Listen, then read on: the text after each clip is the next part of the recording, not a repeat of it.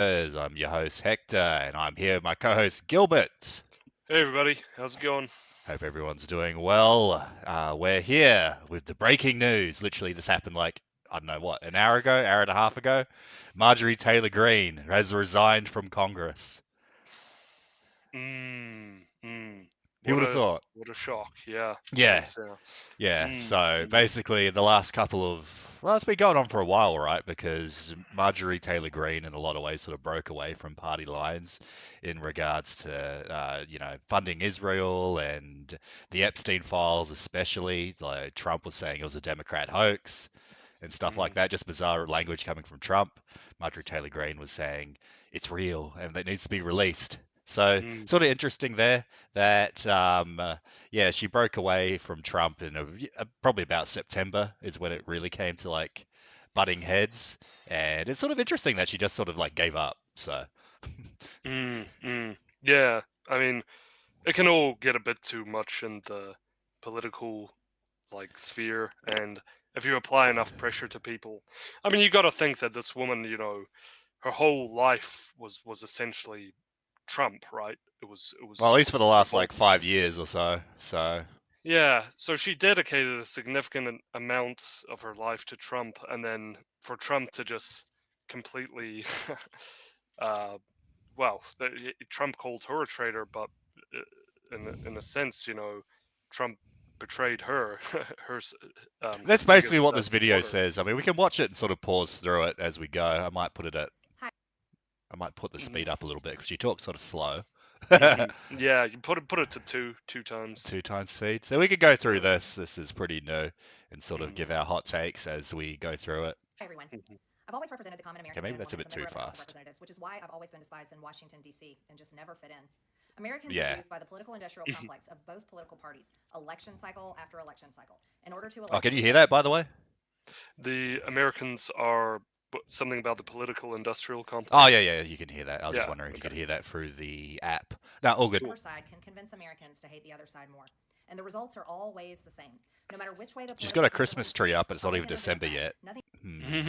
I don't know Oh. about that.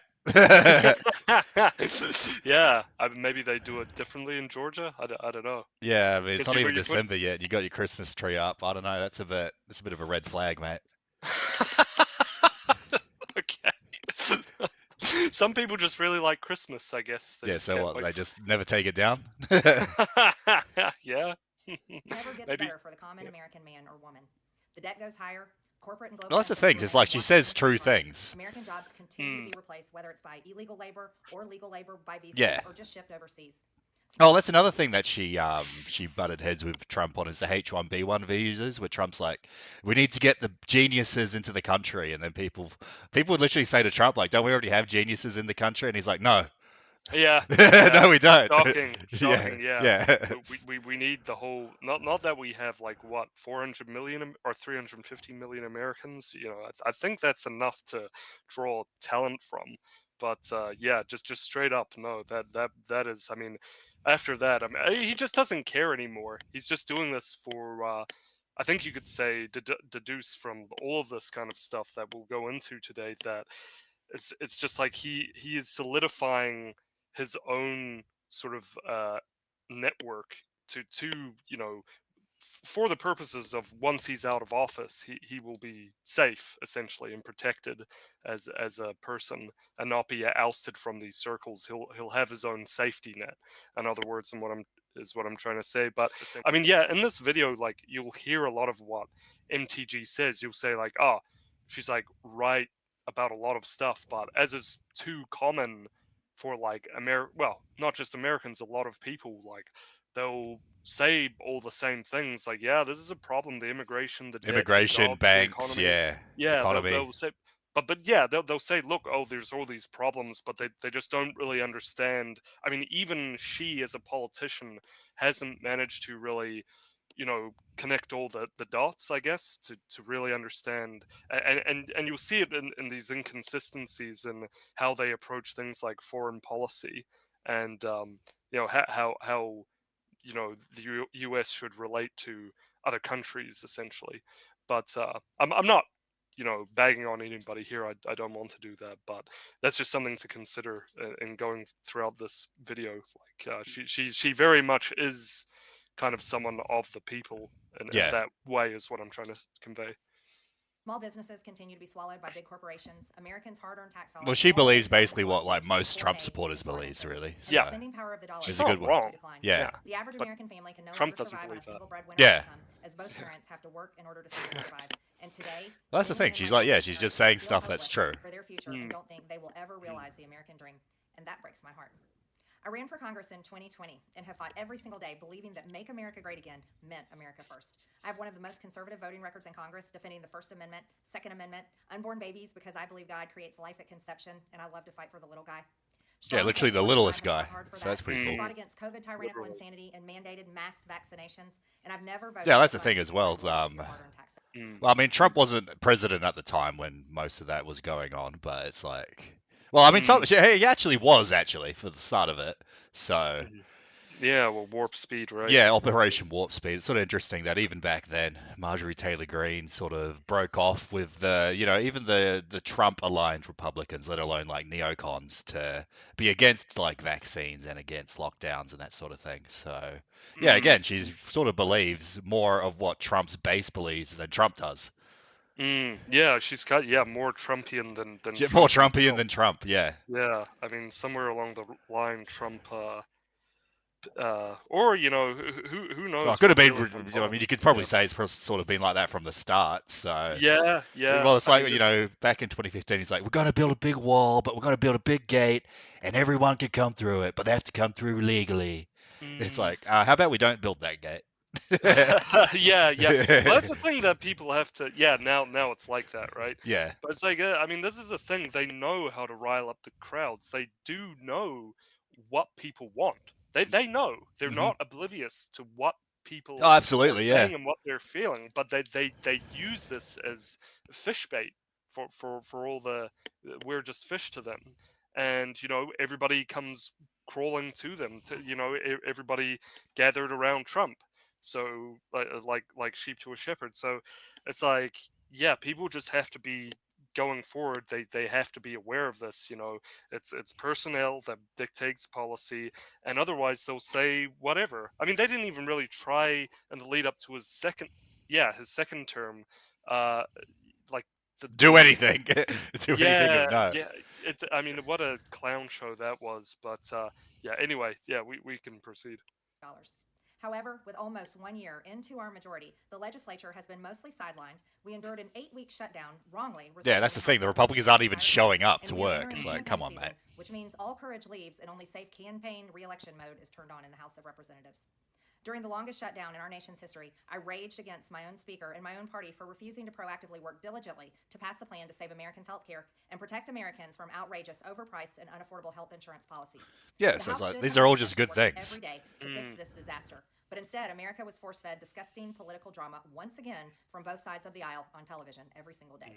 My bills, which reflect many of President Trump's executive orders, like calling for a new census counting Americans only to draw new districts, making English the official language of the U.S., making it a felony to medically trans a minor, and other bills like eliminating capital gains taxes on the... Oh yeah, that was made illegal in New Zealand, by the way. You can't, underage people can no longer go through any sort of gender reassignment or hormone drugs. So I guess that's good. I don't want to be a big, party pooper, but like this kind of stuff, it's bare minimum stuff. I get that. Yeah. Yeah. No, I know you do. Like, yeah, and of course everybody does as well. But it's just like, it's like, yeah. Can you do bare minimum stuff? Can you do more, please? Yeah. Like, yeah, or I shouldn't even say please. Like, it's because, yeah. But I mean, like, it's like Shia LaBeouf says, just do it. Yeah, just do it. Exactly. Yeah, none of this like tomfoolery you're getting from everybody. But I mean but that's the thing. New Zealanders need to understand who to actually support. They need to understand that this game between National Labour Act and Greens, they aren't in it. They aren't in it for you. They're in it for other agendas. Whatever those. Well, I mean, Act and National said they want to give immigrants more pathways to residency. It's like, well, they should have no pathways to residency. Yeah, and we'll get into that, Yeah, but yeah, true. later on. But like, yeah, I mean, you listen to what she's saying. Like, I mean, this is this is not a bad woman. Like, this is a woman who obviously did try, and wasn't perfect. Nobody is, but she obviously did try to fight the good fight, and you can tell she's really cut up from it. I mean, from how Trump responded with withdrawing his support and endorsement of her. So that's yeah, he all the things he said in that post on at real Donald Trump. I mean, all of it is just dubious and completely debatable whether he did achieve that much. And it's not just Marjorie that he's really complaining about. I mean, really, she's just voicing what every American Trump supporter has been saying, or really what every conservative, aside from some people you mentioned before the show, how you saying that what MTG is a traitor. You were saying that you saw that thread on X, Hector. Well, that was it on X. I was watching a YouTube like announcement right as it was happening, Mm, and there was just all these boomers in chat going like, "She's a traitor. She betrayed yeah, Blumph." It's like, okay, there's people settle who still down like there, that. buddy. Oh, Yeah, that's I'd say that's probably most of Trump's, the Trump the true Trumpers, the people that actually go on like Truth Social, like those people. yeah. Even I was in NY Prepper's stream, and like even he had people saying like that Trump can do no wrong, and he was going, look, guys, like you like I don't know what to say to you guys anymore. If I can't do anything to help you if you believe this about Trump. Like, so yeah, a lot of sycophants out there, but let's get back to the I videos. don't know. It's just like, well, this is literally what like Trump was doing today. Yeah, Like, yeah. it's like he's Well, just. yeah. I mean, what's going on here? Yeah, I mean, yeah. Mamdani saying, "I'm going to He's pleasantly surprise And this is like conservative." literally Mondani was saying like Trump is a fascist and he's going to destroy America, and then he just goes to the White House and they have like a lunch, they take photos, they shake hands. Yeah, there's a lot of that going on. Well, once we touch on the Epstein stuff, but I mean, this is and is that LBJ behind them? Yeah, Yeah, so that's interesting that I'm not entirely certain about the significance of that, but for some reason they decided to take a picture in front of LBJ. Who's this? Whoa, who's it's a that? footballer, Okay. Ronaldo, whatever his name is, I think. Yeah, it looks like Ronaldo, right? But Yeah, so yeah. it's like this has been Trump's day today. Is just So do we know anything about that? Because I don't I know. haven't. I actually sort of hadn't really looked into it because I was mostly looking into the Marjorie Taylor Greene stuff. Uh, Mm, but two very recent developments, guys. yeah, Yeah. Donnie. Jason Walker in chat says, when is Endeavour News going to talk about New Zealand politics? Last time we did that was 10 episodes ago. Well, the thing is, like, nothing's really been happening in New Zealand. Like, we'll get to it, especially when it gets closer to the election. But Mm, we're covering American stuff because nothing's really been happening here.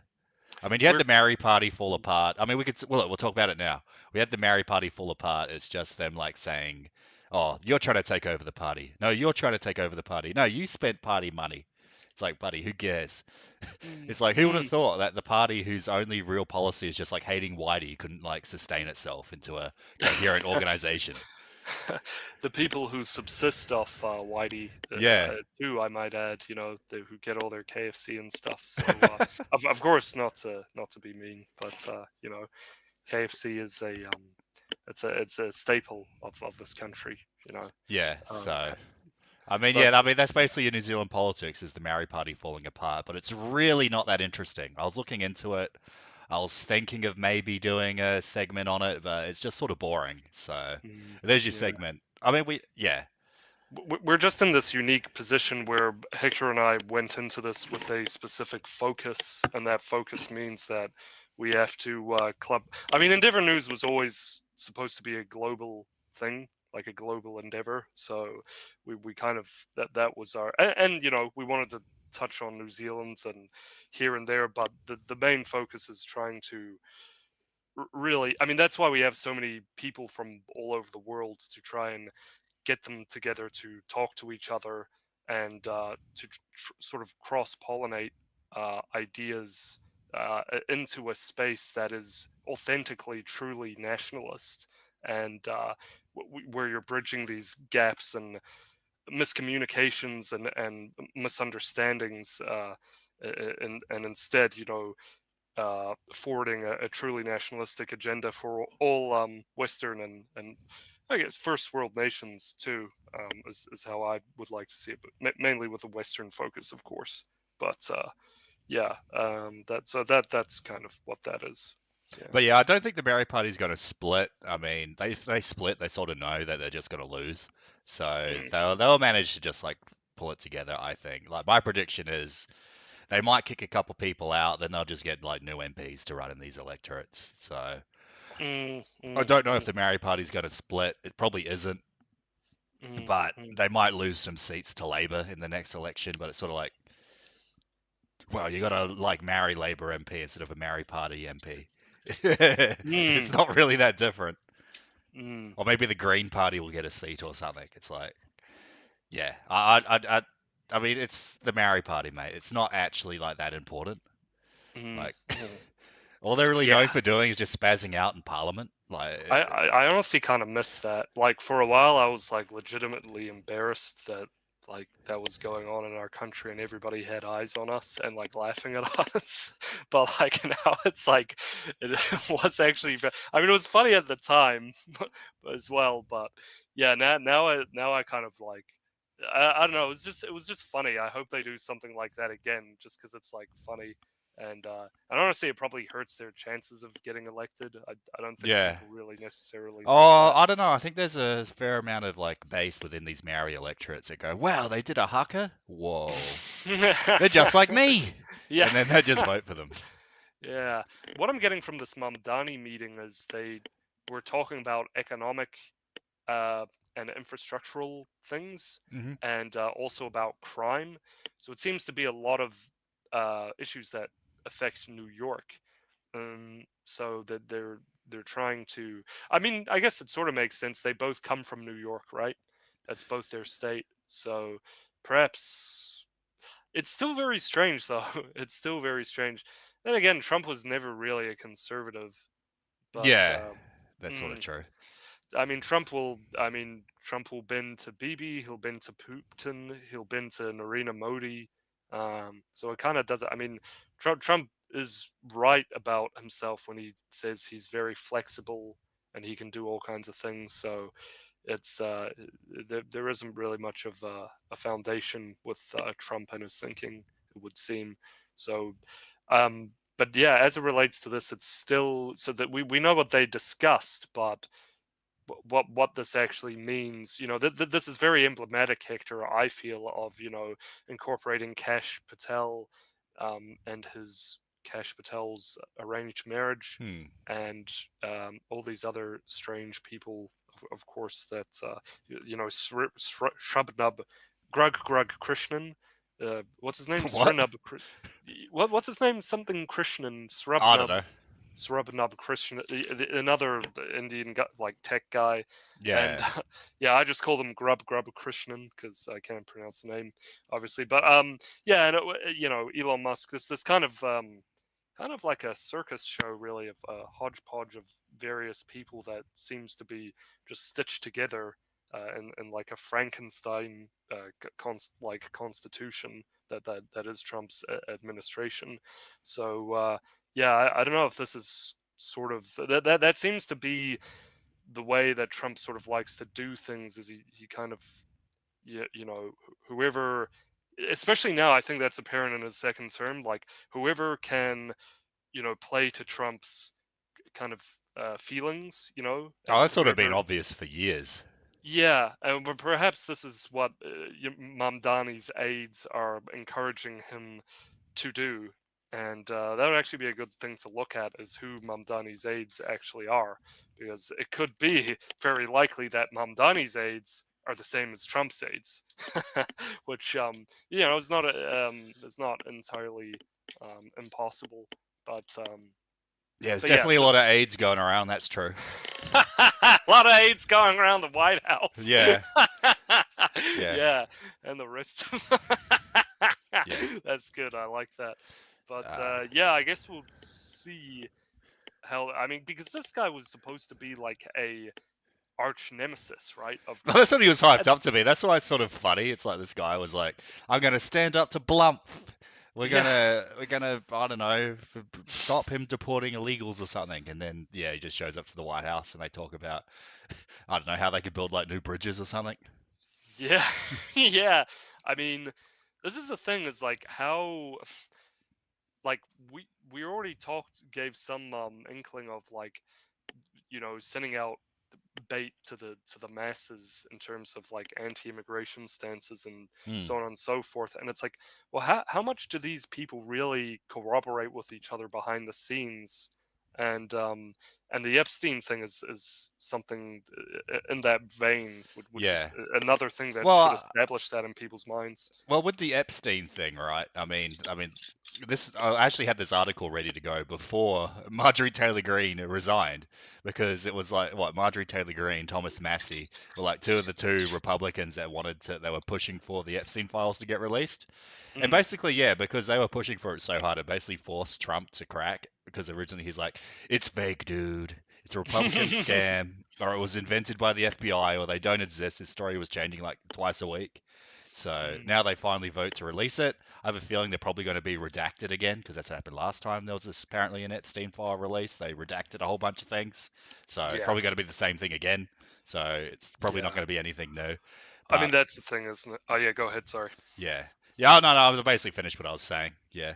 Yeah, no, that's the thing. I mean, we can. I mean, I think people should push for it. Like, I obviously people should still push for this and demand transparency. But like, in all likelihood, like we really trust these kinds of people to actually come forth with the information. Yeah, I don't. Yeah, and I think rightfully so. I don't trust them, and I don't think anybody else trusts them to.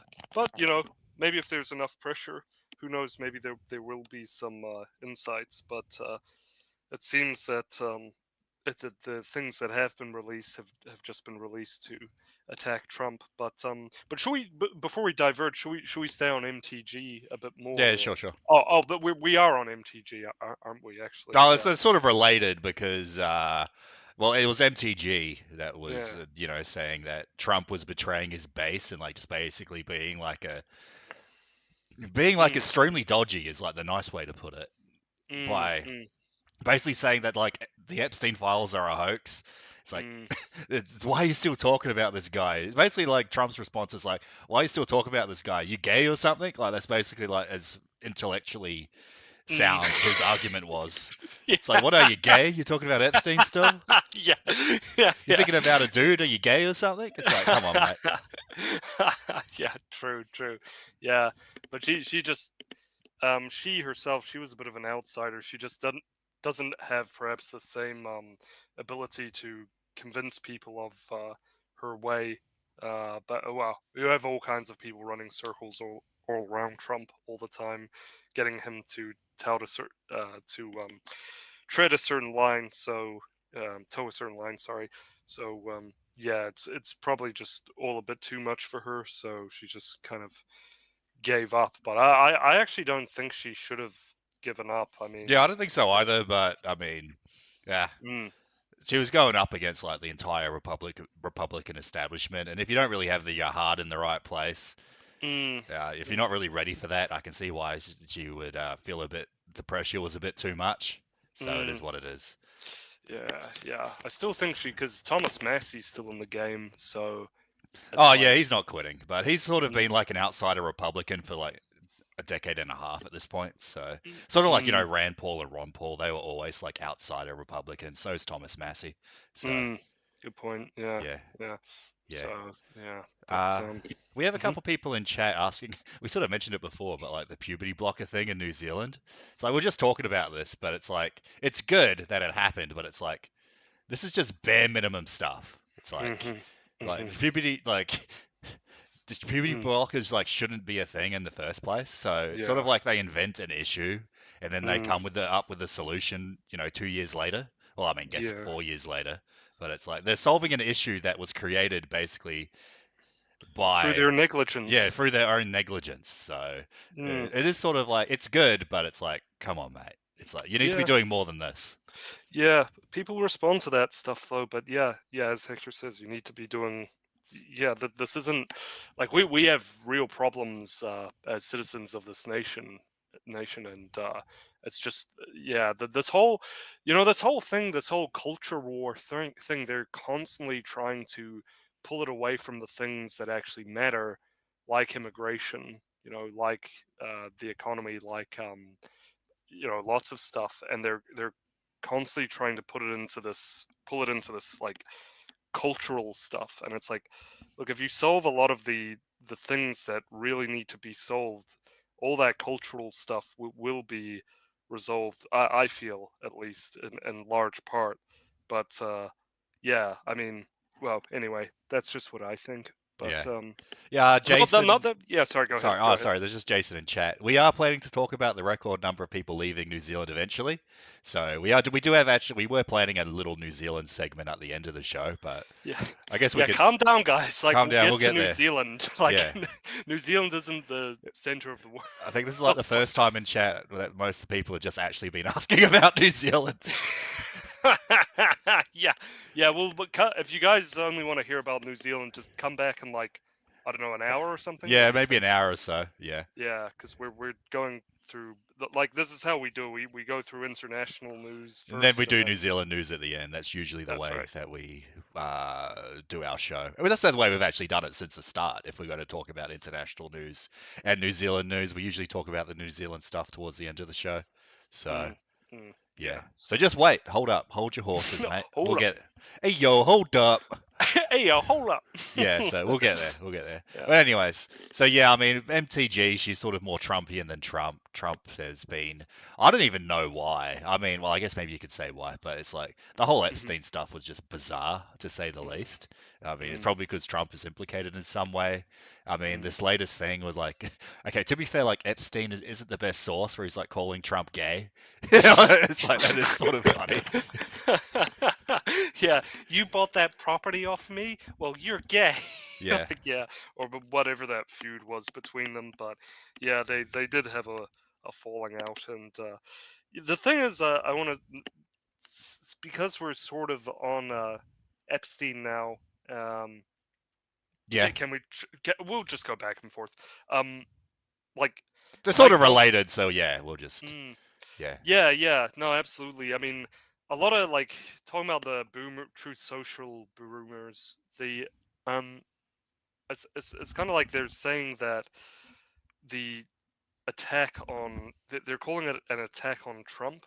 Like that's what Mike Johnson, the Speaker of the House, was saying, and it's sort of like, well, if that were true, why were at least 80% of the people in the Epstein list, Democrats? And Yeah, like Bill so, Clinton and mm, Alan Dershowitz. Oh, actually, I think Alan Dershowitz is a Republican, but maybe. yeah, well, yeah, well, maybe. Well, you don't really know. Yeah, well, like, yeah, basically all of them. So it's kind of doesn't really. When most of them are Democrats, it kind of falls short. But as we said earlier, Trump isn't actually. Yeah, well, I guess that, Trump is the apple of the leftists' eye when it comes to vengeance. So, but Well, apparently, like Peter Thiel or whatever his name is was in there and stuff like that. So there you go. yeah, Yeah, he's in and amongst that. That doesn't surprise me. So yeah, yeah. So yeah, I mean, it's good to see that there is someone who may have not have connected all the dots, but at least they have enough, enough of a back to try and speak up about this, because I mean this is something that just should not be let go. Um, you know, this is indicative of a lot of the deeper problems in the United States and and globally. I mean, this isn't just the U.S. I mean, it's about the U.S., but this is a global issue where potentially.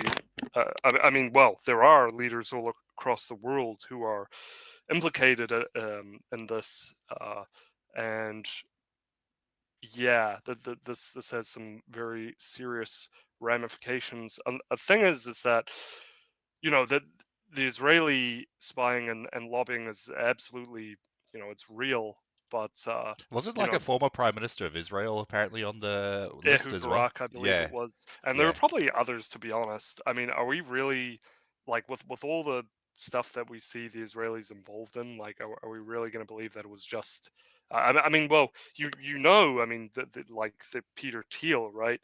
And of course, Peter Thiel is connected to all kinds of people who are linked to that establishment themselves with the BAP network, Curtis Yarvin or Mencius Moldbug, who advises Elon Musk, and the PayPal mafia. That they're all in that mix together, really, representing their own sort of interests. Of course, we know Palantir is a beneficiary of is a Israel is a client of Palantir, and so this is how it all revolves around these circles that connect to each other, right?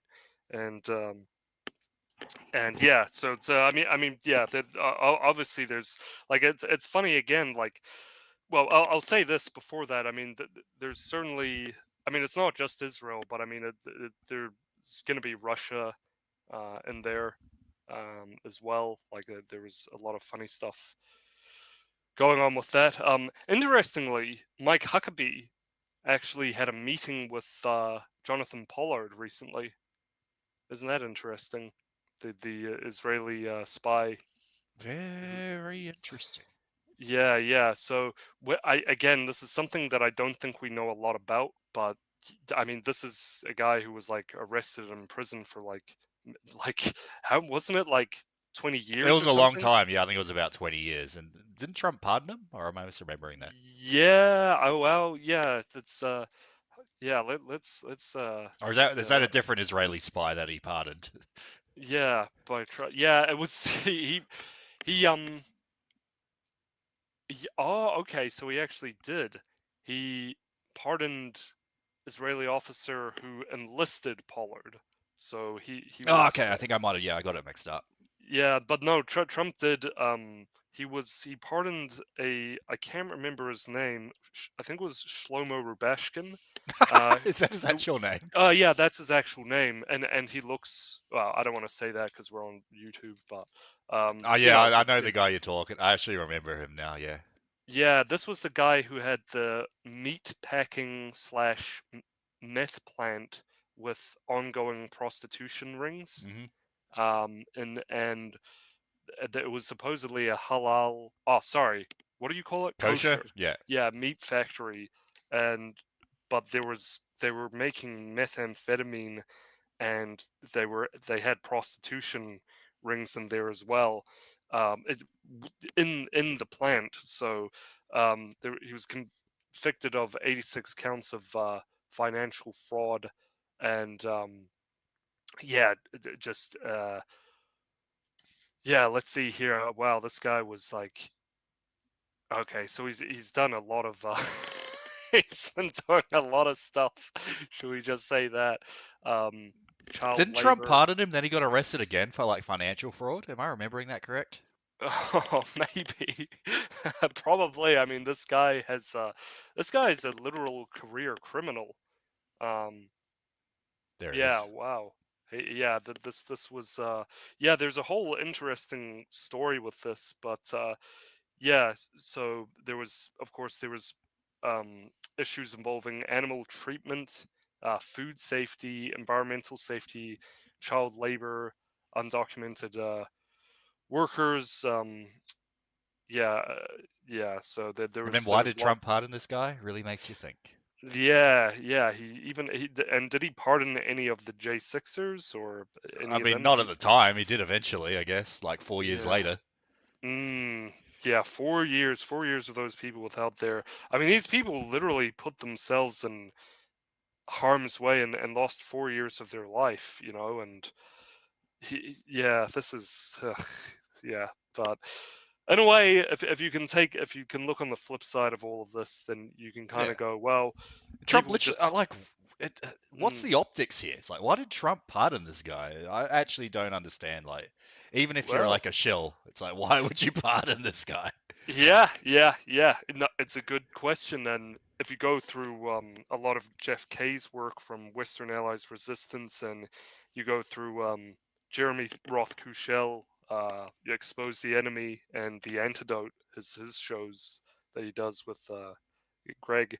Um, you see that Trump has this extensive dubious history of himself with a lot of these Russian Jewish oligarchs, Russian oligarchs, New York sort of Jewish business magnates, and so he's kind of all over the place. I mean, Trump's wife was from like what was it? She was from the Croatia, Or communist something like Croatia, that, yeah. and like, so people like mention Kash Patel's wife, and yeah, that's obviously something's not right there. But I mean, yeah, Trump is fully embedded with that crowd as well to help keep him afloat and keep his position. So, I mean, Trump is, they call Trump basically an Israeli agent, but he's a Russian agent, and he's more, he's more than just that as well. So it's yeah, this guy is not. He's not reflective of the hopes and desires of the American people, to put it very simply. But yeah, it's yeah. Like, why Shlomo Rabashkin? Yeah, I mean, well, he has a lot of other Rubashkin type people around him, so who are of that who's of that Yeah, international association. another one of Yeah. these people is Elihu Weinstein. That's actually his name. He ran Ponzi schemes. He was pardoned by Trump, and then he just started more Ponzi schemes and got arrested again like a couple of weeks ago. Interesting. Yeah. That's okay. Yeah, Yeah. co-conspirator 30. Yeah, man, it just doesn't stop from these. And he's another Habadnik, I guess. Yes. Elihu Weinstein. Yeah, convicted. We should just do a whole. It's Um, actually like a interesting topic. It's like, who did yeah, Trump pardon? we should do a whole topic on just this, really, of all the people he pardoned and all their connections, I'm basically. noticing that in all these like news articles, they're not actually like showing a picture of him. Hmm. Right. He's this chubby guy with glasses, I Yeah, assume. Elihu. he looks like Oh, someone. but the actual documents, yeah, you're talking about, yeah, they don't show. Yeah. Yeah, man, his wife is. Oh my gosh, jeez, man. Oh no, this is another person. Sorry. Yeah. Anyway, sorry. Yeah. um. Yeah. So anyway, yeah, we probably will do a whole topic on this someday. Maybe with some other people, we'll see, because this kind of Yeah. stuff is the stuff that actually needs to be talked about. But yeah. Yeah, so he defrauded the he defrauded investors of like millions of dollars, and then he just does it again as soon as he's pardoned by Trump. It's like, oh, okay. Yeah, just anyway, that's how they operate. So yeah, people gotta get hip to this stuff. But Yeah. yeah, and I wonder if Candace Owens, just real quick, I wonder if Candace has to, if Candace Owens was going along the same route, because she tried to, like, what was it? She tried to, like, humanize, sorry, Harvey Weinstein, and Did she? yeah, she was like, she had him, or I don't know if she actually had him on her show, but she was going to have him on her show and interview him. And it's like, why, Candace? Why are you trying to rehabilitate Harvey Weinstein? Like, Yeah, I don't know. what? Why? Like, what the heck is going on here, girl? But yeah, so she yeah, that was strange, and I don't think she ever really gave an explanation about that. Well, I mean, But Candace Owens can't pronounce Blitzkrieg, so. Blitzkrieg.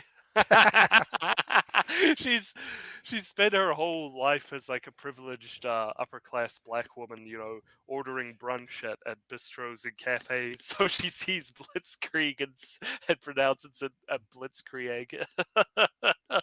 It's kind of endearing, actually. But yeah. Yes. Yeah. Anyway, I like these Candaceisms. It's very funny. She's very entertaining to me. But yeah, where was I go? Yeah, so Candace is obviously a very strange person, but woman says Epstein forced her to have sex with foreign Yeah, so people. the former Prime Minister of Israel. Yeah. That's and what does she have name suppression? Lawyers for Virginia Roberts Gouffre Yeah. had asked. Yeah, interesting. Yeah, right. So there's a whole story on just this. So yeah. This is yeah. Sometime I don't know if we'll have time, but we'll really have to go in deep into this sometime because it kind of like a significant chunk of the corruption centers around this Epstein ring, and there are other, I think, rings kind of preceding this as well, but yeah, it's just that have been known, and not just with like prostitution, but like with drugs and yeah, but in any case, so yeah. I mean, there's this. I don't know if this is a credible source, but Yeah, we don't know. Yeah, blowing Bubba. So like this kind of just seems. Ask him if Putin has the photos of Trump blowing. Yeah, see, I don't know. I don't know. Like that. Like I saw that. It is pretty funny. But I don't know. Maybe there's. I think this might yeah, be. it just seems a bit too neatly packaged. Like yeah, like ask him if Putin Yeah. has Trump. Like yeah, we're just gonna ask Putin. Yeah, I Hey, mean, Putin, look. can you jump on the show real quick? Yeah, Putin was just like it's kind of a bit too common. I mean, and then again, a lot of this stuff it does have sort of it's cartoonishly ridiculous kind of feel to it all in a way, I suppose. But yeah, I don't know about this. I'm not sure. Yeah, I don't know. But yeah, the thing is that that they're all implicated in this, so they should all be treated with suspicion. I don't know if we need, Trump blowing Bubba to really. Maybe it's I don't real. know if Maybe this it's is like, real. yeah, but like maybe it is, but like it's like it's not a ceiling breaking thing. Like the only good thing about it is that it's kind of through its comedic value, it's kind of just kept the like conversation afloat. Like it's yeah, but like yeah, like Mike Johnson like saying like this is just an attack on Trump. It's like well a lot of well, it is an attack It's on like, come Trump, on, but mate. Your last name's Johnson. Come on. yeah, yeah, but yeah. No, I mean, perhaps it's a Democrat tactic to deflect away from themselves and more towards Trump, perhaps, but. I'm sure that they'd use it cynically like that. So yeah, I don't know what's up with MTG after this. I don't know what she's gonna do, but yeah, maybe that's it. But it's too bad if people like who get involved in politics experience things that suck like this. I would say don't resign if possible. I mean, hey, look at your own life and stuff and see what's worth it. But don't give up, like, because we need people in the fight, basically. Um, Well, that's so. the thing. Yeah, like Marjorie Taylor Greene's not perfect. She's a bit sort of eccentric, I guess Mm, is a way to put it. mm. But I mean, yeah, she seemed like I don't what would you say, like fairly in An touch with at earnest. least, yeah, earnest and in Yeah, touch with the Trumpian base, I guess you could say. So much more than she's Trump. she's trying, and at least she does sort of learn. But another thing is that in dealing with these like politics and these groups and stuff, you've kind of got to find your group of people, and that may mean that you siphon in your own group of people to give you some sort of support and build up some sort of rapport and build them up and have your own sort of network. But I don't know if she did this. Perhaps she tried, but I'm not sure if she really tried to solidify or develop her own network. I get the feeling that she kind of just went into this guns blazing, thinking, as a lot of people do when they enter politics, they think they get all hyped up, full of energy, bright-eyed and bushy-tailed, and then they think, I'm going to change the world. I know what's right. I'm going to be the leader of this, and we're really going to make a big change, and we're all going to be, happily ever after. But of course, it's a lot more complex than that, and she obviously was not quite so prepared to deal with that reality, given how Trump rejected her, and she obviously didn't understand or wasn't aware of the entire cost, of what she was. She didn't realize, or other. I feel, yeah, if someone realized, fully understood what they were getting involved with, which is a hard thing to do, by the way. I don't negate that at all. But if she had like a full idea of what was going on, perhaps she would have pressed on with that knowledge that it was going to be very tough, and that she actually did have to employ these cynical power plays that both Republicans and Democrats both do, to sort of strengthen themselves and cover their backs, and things like this. And I'm not sure she really. I mean, there was a point, when she tried to endear herself towards the Groypers, Well, I towards Nick mean, Quintus's crowd. I remember she showed up to, I think it was like AF pack, like what is it, like 2 or 3? Yeah, F. That was Yeah, and then she yeah, just started AFPAC. talking about like what is it, like Judeo-Christian values, and started shilling for Israel. So she genuinely didn't really understand, again, what she was getting into. Like, yeah, it's I mean, people are like that. People just think like, oh, Oh, like AF what you pack, that sounds good. yeah, America First pack. Well, that's all I need to know.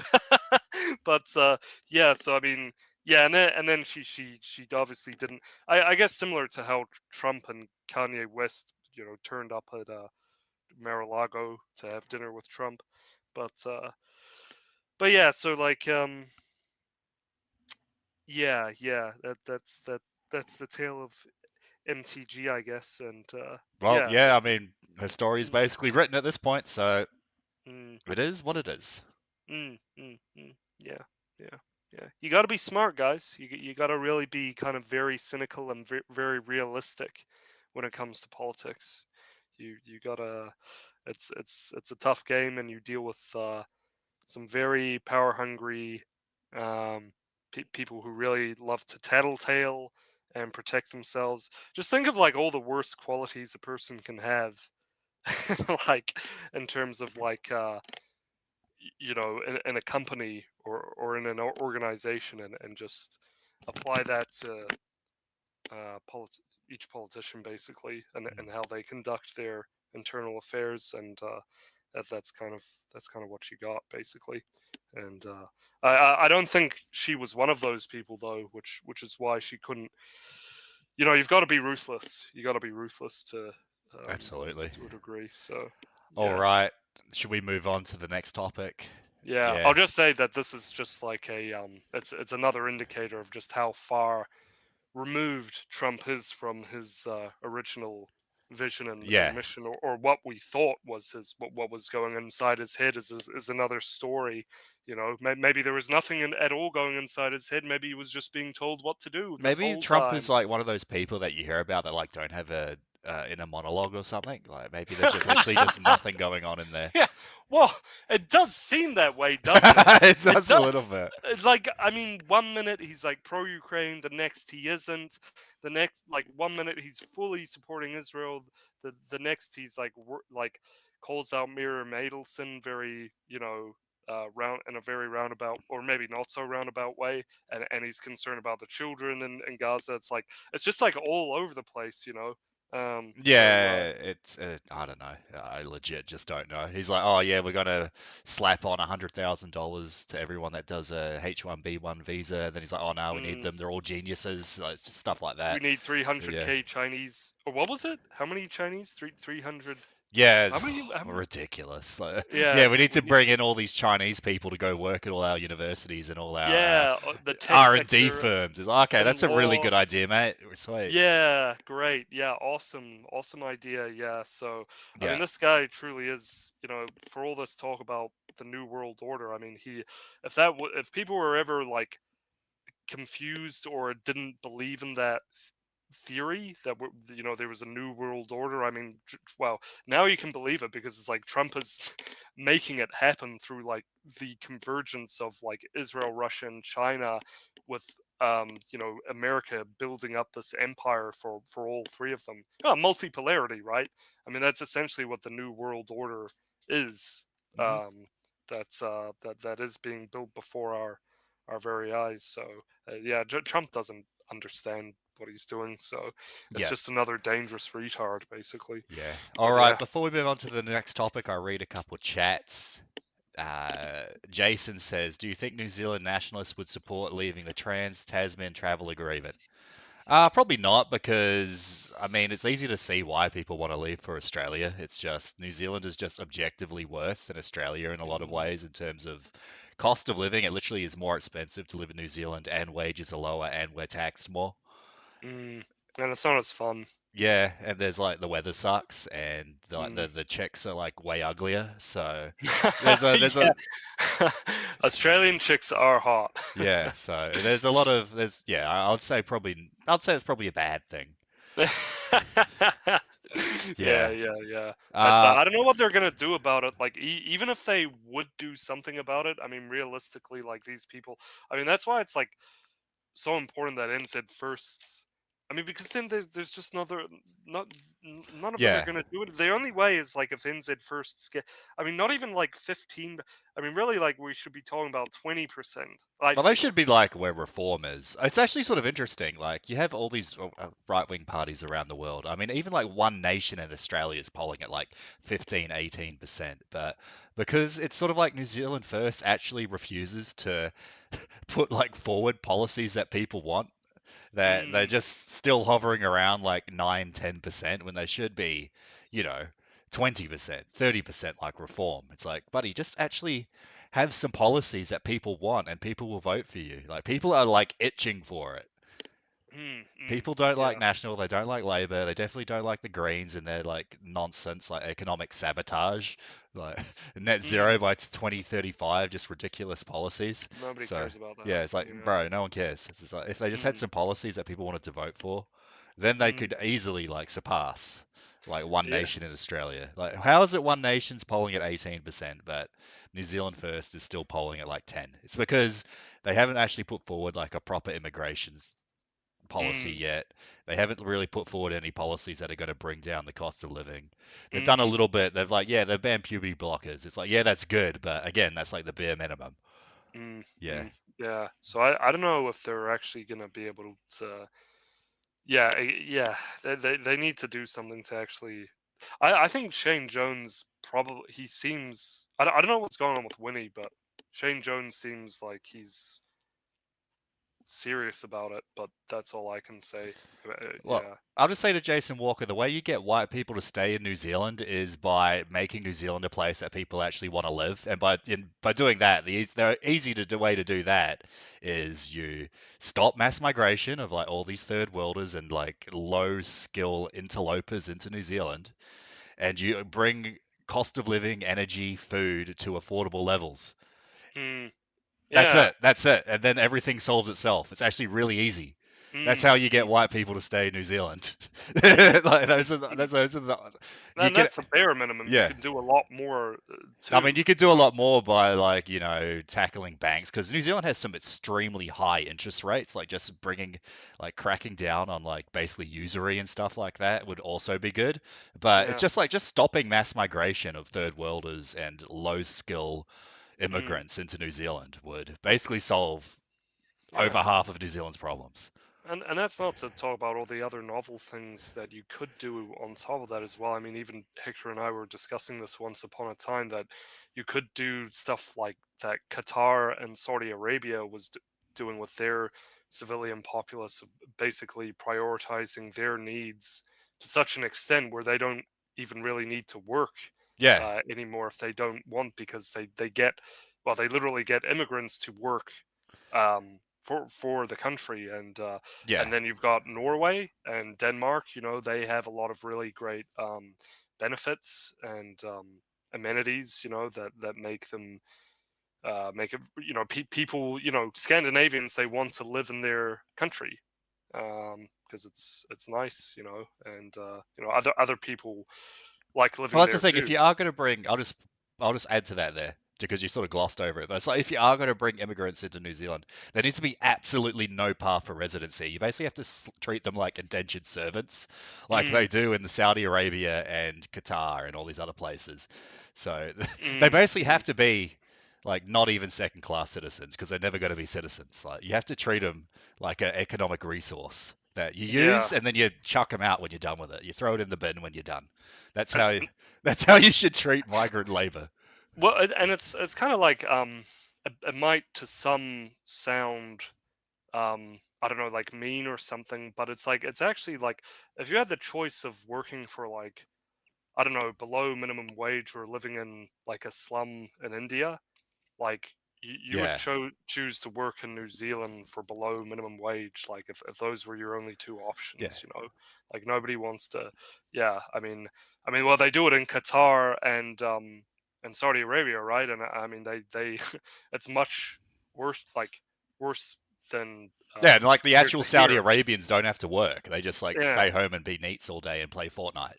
and Like, yeah, and the immigrants flock to their country to work. yeah, they So flock to their country to be treated like indentured servants just so they can make a little bit of money to send back home. And then when yeah, they're like, oh, they're yeah, treated like they're like slaves, but like there's all kinds of reports like of the abuse going. Not saying that of course, we don't want to do that, but it just goes to show. I mean, that could be you don't done to a actually have to degree. treat like immigrants well. I mean, they know that they're just like an Yeah, economic resource. You just have yeah, to use them as an economic resource, not yeah. give them no chance to citizenship or residency. Maybe Mm, use them for a bit of like cheap labor on a farm or something. Like you wouldn't even need that much in New Zealand. We're not doing all these like massive construction projects like they are in Qatar or Saudi Arabia or whatever. So yeah. it's just you invite them here, they work on the farm for a year or two, and then you send them back. You give them a little bit of Mm. cash, be like, bye, buddy, bye, bye. Yeah, yeah, and then Don't come back.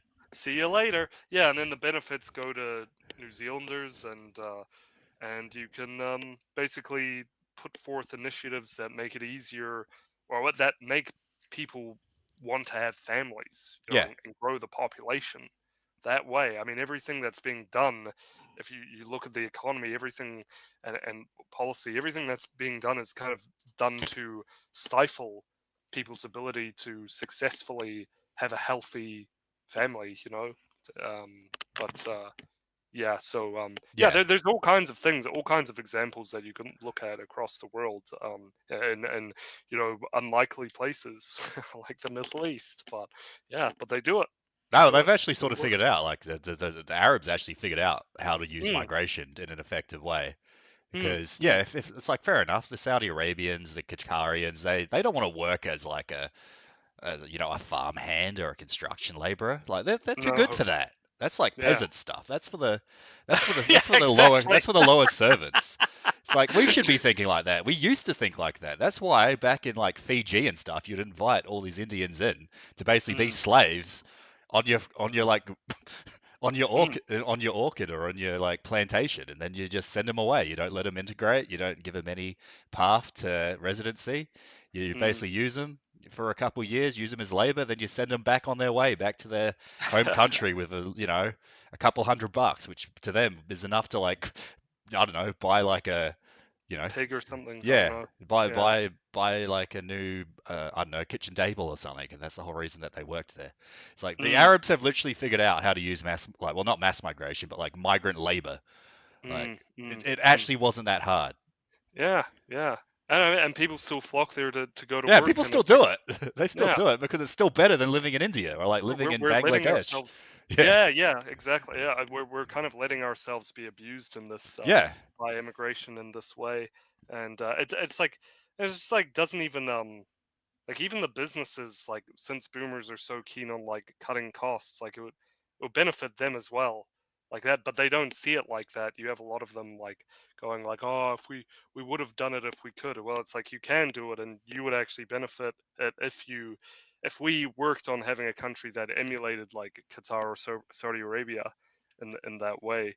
So, but because of, as you were saying, like indentured servitude, essentially, Yeah. Hector. So, I mean, they would be able to cut costs even further. So when you're talking with boomers, you've got to talk about, it's always got to be about, getting the price lower, basically, because that's all they think about. Yeah, and you But get the price lower by basically having servants that work for like $2, and then you which don't is have what to work at Greens all. and I no doubt Greens and no doubt like National do that in their own businesses. Oh Like yeah, previously absolutely. shop, yeah. So it's like, yeah, it is yeah. So I mean that could be done. So um, if you can talk about that in those terms, I mean I think we're just abusing ourselves. Oh, New that's it. Zealand We're is just doing letting it well. ourselves be taken advantage of. Like that's the Yeah, thing. yeah. Indians I still mean, we flop. hold the power. People Yeah. want to come here. People want to work for, I don't know, $100 a year, for example. I don't know, but like, yeah. So it's Yeah. like, Yeah, so yeah, I mean, literally, yeah, the Arabs have figured out how to use migration in an effective way. They figured this out like decades ago. The West mm, just hasn't caught on to it yet. yeah, It was totally. so easy. It was just like so The whole time, it, yeah. you just have to not treat them as equals. It's like it's not that hard. Mm, mm, They're not mm. equals because they're not citizens. It's like that simple. Yeah, I mean the Jews do this, or Yeah, the exactly. Israelis. Well, yeah, they do actually, Yeah, they because if actually you do look that at as well. in America, they do that. Yeah, they just get I was illegal thinking about immigrants, but I was thinking about the Israelis, like on the grape farms or whatever, how they literally get people from all over the world to like work for oh, that's free, and bizarre. Yeah. yeah, and it's like they get the wine for them, and then they sell the wine to those countries, and but actually in New York and stuff, they actually do the same thing with Americans though, and they manage to keep their Yeah. as an own nation within a nation, that's how they manage to succeed in that way. So yeah, very interesting. So yeah, that's it's kind of funny. The model is like, for all this like Muslim bashing that goes on, like the model is kind of like Saudi Arabia. Saudi Arabia, Qatar, and the United Arab Emirates figured out how to use Yeah. like migrant labor without completely destroying their societies. Yeah. Yeah. All this time, the All the Muslims. time, the answers are right in front of us. Yeah. Yeah. But anyway, where were we? I think we got a Yeah, bit off yeah, track. we went a bit off topic. All right, just another thing from chat. It said, Jason Walker says, if the Republicans really wanted to stop illegal migration to the US, they would make a penalty the death penalty. Well, I mean, you could have harsher punishments for human traffickers. I don't think the death penalty is too far or like removed for a bad penalty. Human trafficking's like a pretty brutal, like it's a pretty Mm, low, mm. it's a low way. Oh, Yeah. what in terms of like an immigrant workforce? Oh no, no. Well, I mean the people that like the cartel members and gang members that Oh, oh, oh, immigrants oh. that traffic the immigrants into the country illegally. Like Yeah, executing them for human trafficking charges. Is that what he's saying? I think so. Okay. Yeah. I don't know. Oh I yeah. mean, if you consider them like enemy combatants or something like that, I guess that's not too far off. But yeah, I can see where you're coming from. Yeah. But yeah, it should definitely, especially like drug traffickers as well. I mean, you're literally just killing your people at that point. So yeah, Mm, definitely. I mean, yeah, I can see where you're coming from with that. yeah.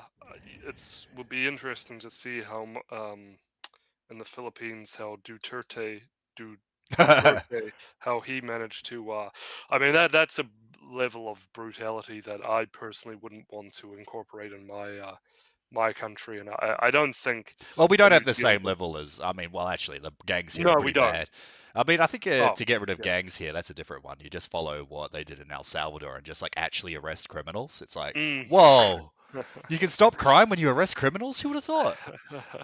What did Weintraub say? He said that he wouldn't even necessarily have to do that. You basically just de-incentivize it by taking their assets or something, No, I mean, yeah, that's and then also they a good can one. Yeah. pay back. Yeah, then they can pay back the loans and whatever that they owe or something like that, and then you can basically just send them to jail or a Yeah, I mean it's community easy. service I or mean something. obviously when you arrest like gang members and violent criminals of these organizations, you should seize their assets. Mm. They Oh yeah, there's a cheat they got those assets in a a criminal yeah, immoral, illegal. literally Yeah. like by killing and stealing to get these Mm. assets. So the state should seize the assets of these criminal organizations, which they Mm. should do Mm. here with the gangs, Mongrel Mob or the Killer Bees or Black Power or whatever. Mm. Mm. Just Mm. just make membership in these organizations illegal, like they do with terrorist organizations. It's not really that out there. Mm. Mm. Mm. Arrest the members, seize their assets. It's like, whoa, Yeah. who The would have whole thought? Who would have thought? yeah whole idea of having gangs in society that like Yeah, criminal allowed to businesses. function. It's like, come on. Yeah. What are we doing? Yeah, it's ridiculous, and yeah, that should not be allowed. But anyway, yeah, and they just yeah sell drugs to kids at school and stuff. So I mean that's where it all comes from at the end of the day. So yeah, it's nothing good about these people. But yeah, so anyway, did we want to spend any more time on yeah, I guess Messi is the only one Still left. who's yeah left who was talking about Epstein, I suppose. Um, Well, I mean, the vote passed, but we'll see what happens with that. So, yeah, okay. Should we move on to something else now? yeah, should we go talk about Ukraine? We've been talking about Trump and Epstein and just random New Zealand topics that chat brought up for like the last hour. Yeah, yeah. No, we don't want to annoy our international viewers. So Yeah, okay. So Trump's 28-point plan. So again, Trump has like flip-flopped for about like the eighth time on Ukraine. So mm, one minute he's pro-Putin, then he's pro-Ukraine again, then he's pro-Europe, then he's pro-Russia, and then something else. It's like mm, it's actually mm, sort of mm. crazy how many times Trump has changed his mind on the Ukraine war. I think you're really onto something about the NPC thing. Like No and internal he monologue. It's like, do you actually think about like anything? well, look at him there. He's kind of like "Dur, dur, dur, dur." Like that photo is kind of proves your point, I think. But yeah, and Putin seems pretty happy there. He seems like he's not really worried or whatever. So anyway, it's you got what that photo there. You've got like Dumb and Dumber basically. Yeah. Um, but anywho, so oh, another thing is yeah. So this was devised by Steve Witkoff. Yep. Again, it's like yeah, Trump was like a developer, Witkoff was a developer, and now Witkoff is like in control of like foreign policy. So like, Yeah, I literally don't know, like two property developers. yeah, it's like okay, I don't know how that makes sense. I mean, if you're leading the most powerful nation in the world, yeah, if you're leading a nation, you've got to be a leader, and that means you've got to be well versed in psychology and economics and business and military affairs, and Geopolitics maybe might be a good one. yeah, yeah, exactly. So like you've got to be like a polyglot basically, and Witkoff and Trump, they're There he just is. like business people. Yeah, this guy sucks, man. Like this guy cannot do anything. He's basically like I hear him talk. He basically always just like, um, basically goes, oh, like Russia's an innocent puppy. Like we're all just trying to like resolve things and sort things out. It's like, buddy, like Uh, they want to destroy you. Like I must say, they're not. I just saw Yeah. Greatest Ally Israel's chat. It says maybe maybe he's become pro Putin because he's got the Bubba pictures.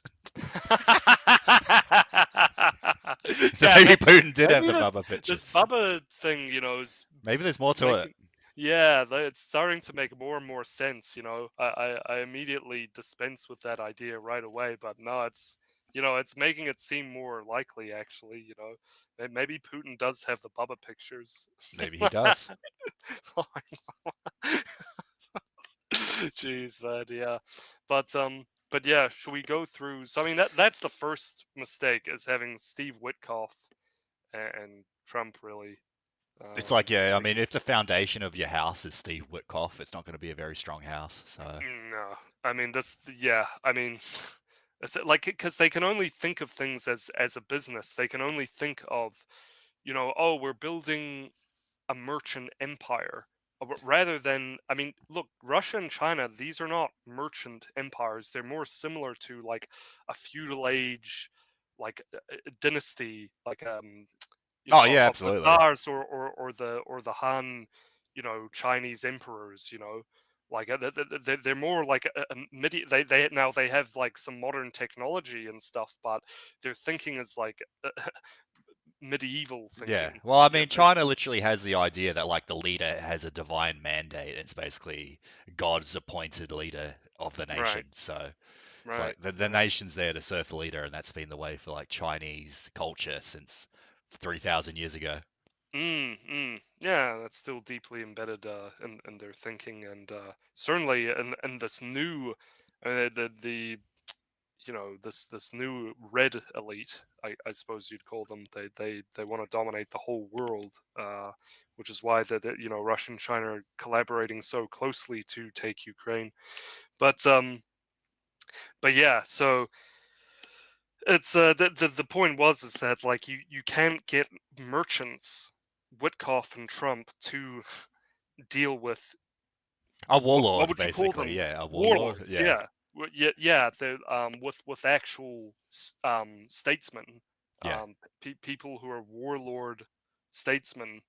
It's like it doesn't, and that's kind of like a sign of that the foundations are getting shaky. Is that you need actual statesmen, to not merchants, to govern the affairs of your country, Yeah, and the because West your has country is been, not a business. yeah, Yeah. well, the West has been run by merchants basically for over a Mm. 100 years at this point. So, Yeah, we need less, and this whole idea of, no, I'm like free market and capitalist and stuff, but like that can't a be nation's still a like nation. Republicans. Like, Yeah, a well, nation's not a business. yeah, Republicans have made that like their entire identity, that we're against socialism, which is like they're talking about purely the economic version of socialism, nothing else of what socialism or communism really is. And it's like, if we all just support capitalism, then everything is going to work out. Like it's like that's literally what they think. You could basically boil down the Republican ideology for normies to just that. Well, I mean, And that's that's exactly, actually what they thought for years, like the post-World War II consensus. Oh, if we just trade with anyone, no one will ever go to war and everyone will be happy and we'll all hold hands and we'll yeah, get to, kumbaya. yeah, literally Yeah. sing Kumbaya around a global campfire and get to sell, like, Pokemon cards to each other. Like, And really good. and meanwhile, Russia and China have been aggressively mobilizing and making nukes, making naval ships, and just being so underhanded in their dealings with the U.S. and Europe, and having these close deals with like Israel, these weird relationships, and like it just goes on and on and on. And it's like, man, you'd think we actually need a real leader. We need to identify someone who's well versed in war and psychology and like economics as it suits like German economics, like Friedrich List, and who are some other great German economists? I Oh, Karl Marx, obviously. Yeah, no, not that kind of German. Yeah, but yeah, no, like a lot of like, yeah, nationalistic German economists that, but and not ones that are just, yeah. I'm blanking on them, but yeah, Ian Fletcher, Hamiltonian economics, Brooks Adams. Um, these are some guys who have some interesting ideas, but it's been a while. But anyway, Well, so you've yeah, got the Austrian school, right? They're German, right? It's got Austria in it. yeah, yeah.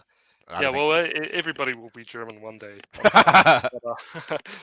with few exceptions. But no, I'm joking. But yeah, so let's get into these points then, shall we? So, I mean, right Point off the one. bat, Ukraine's Yeah. sovereignty will be confirmed. It's like, is that Yeah. even a point? Yeah, like, wait, what? It's just like, oh, we're taking your child off like puberty blockers. It's like, was that a problem in the first place? I Yeah. thought we were already sovereign. We already had bodily constitutional sovereignty, you know, as like as a being. And it's like, but how is it confirmed when you took Crimea and now you're taking the Eastern Oblasts and like there's like a problem with like what literal agents in Ukrainian politics were one like after the biggest like revolution in its history, the Euromaidan or the Orange Revolution. You literally had the prime minister gap it to Russia and like to seek safety. Um, but yeah, that's so yeah. I mean yeah, just right off the bat, like that's just like dubious. And so we're off to a good start, guys. And then the second one, a comprehensive non-aggression agreement will be concluded between Russia, Ukraine, and Europe. All ambiguities of the last 30 years will be considered settled. Oh yeah, this is really going to settle everything. It's like, Yeah, it's like, yeah, when the Russians have been nothing but ambiguous in literally everything that they've done, you know, and Trump himself has fed into that ambiguity, and he's been very ambiguous himself. So it's I mean, how can you? Yeah, again, it's like what are we basing this off? You know, looking at things historically. Number three, it is expected that Russia will not invade neighboring countries and NATO will not expand further. That's like, buddy, expected. like that's got to be the most meme-worthy like joke. It's almost again, it's like a comic book or something. It's like a joke. Like Russia has been expanding this whole time, like just ruthlessly. I mean, in Africa and South America through its proxy China, throughout Central Asia. It's been installing its agents throughout the West and Western Europe, well, throughout all over Europe and the United States for decades, for forever. I mean, like, who's really expanding here at all levels, and then the West is just completely dormant. You know, not. Oh, I mean, the West is aiding Israel in its expansion, and it's helping out in that regard. And you know, as we can see with Oh well, they're going to give Israel. Did you hear? They're going to give them like a 20-year defense like contract for another like $30 billion or something. well, I think yeah, it's like 100 billion, isn't it? 100 billion. Sorry, I got the number wrong. Yeah, no, but yeah, that's and then they don't even have to pay that back. Yeah, So that's it's just a like, gift. yeah, it's literal just free 100 bill. But maybe we should just start calling ourselves Israel, and we'll just get free money, and we can. Maybe those Black Hebrew Israelites are actually onto something. Like if you want to be rich, Yeah, just Kiwi Israelite. yeah, Kiwi. I'm a Black Kiwi Israelite. Yeah, I mean, if the Maori Party were really that yeah. onto Maybe it, we they should would. give us some tips. It sounds like they sort of need to. They need some at the moment. Yeah, but of course, you know, we know that Israel is playing a balancing act with Russian and American forces in Syria and in the Middle East at large, and just at the broader geopolitical level at large. So, yeah, I mean that's it's NATO that's expanding. It's literally the opposite. Number four, a dialogue will be held between Russia and NATO as if we haven't had nothing but dialogue for the past 4 years, mediated by the United States to resolve our great, mediated by the United States to resolve all security issues and create conditions for de-escalation in order to ensure global security and increase opportunities for cooperation and future economic development. So it's like, again, like, yeah, when they say create conditions for de-escalation.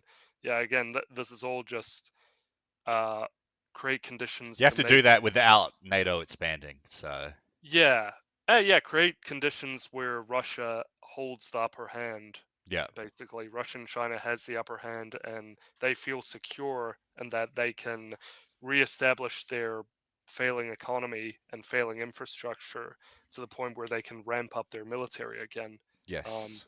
So that's all that means. And then, of course, you got the future cooperation and economic. That's convergence theory of Dugin's multipolar order or New World Order, whatever you want to say. Number 5, Ukraine will receive reliable security guarantees. Do we even? I mean, Didn't they get security guarantees before the war and then nothing happened? yeah, wasn't that the whole point? I mean, how are you going to guarantee that? Yeah, I didn't even know if we need to go into that much more. So, 6, the size of the Ukrainian armed forces will be limited to 600,000 personnel. And it's like, okay, we're Well, Russia's not going to invade. Well, then it's like, why is that an issue? What size the Ukrainian army is?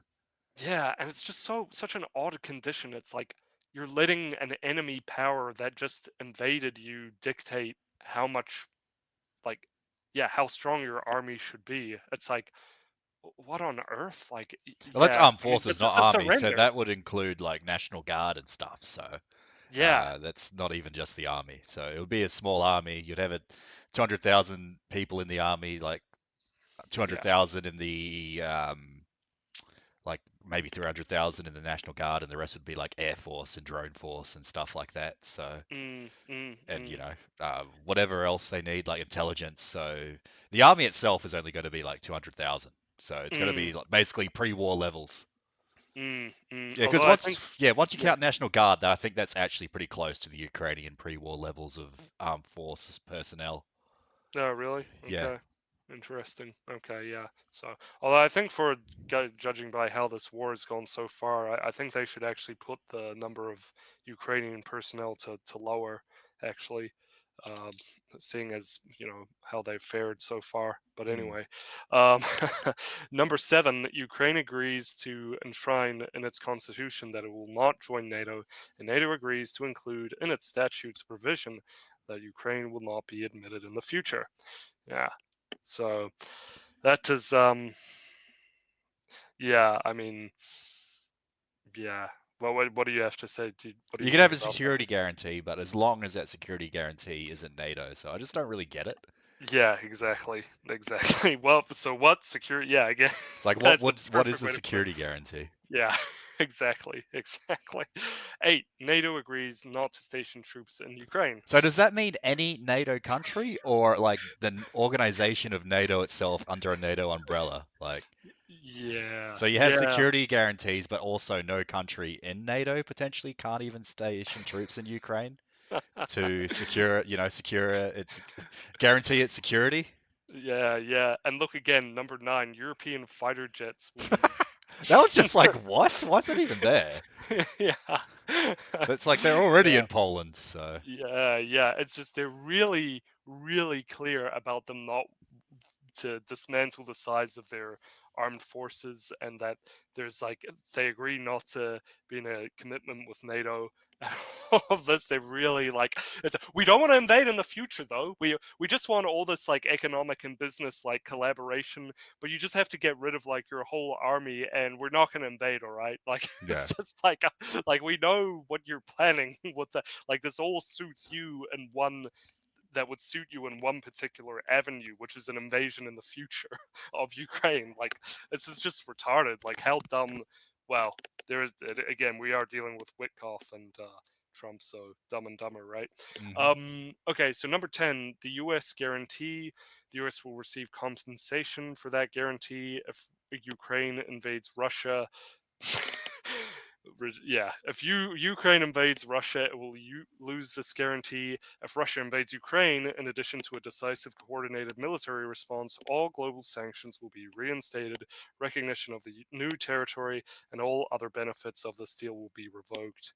If Ukraine launches a missile at Moscow or St. Petersburg without cause, the security guarantee will be deemed invalid. But you can Right. launch it at other cities, I suppose. So I guess that's something.